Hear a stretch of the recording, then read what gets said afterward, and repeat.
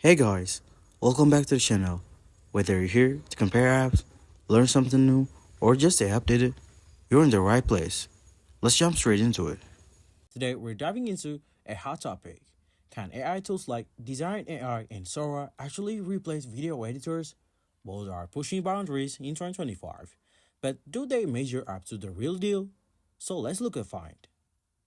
Designs.ai offers a suite of AI-powered tools that simplify video creation by automating editing tasks, generating scripts, and creating graphics.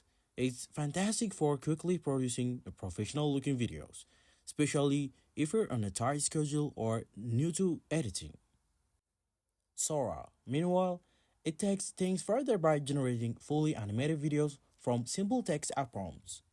This can totally transform how videos are made, especially for content creators who want unique, dynamic visuals without spending hours in post production. But here's the catch: while these AI speeds up workflows and lower batteries, they can fully replace creativity, nuance, and storytelling finesse of skilled human editors. Video editing often requires artistic decision and fine tuning that can't AI replace perfectly.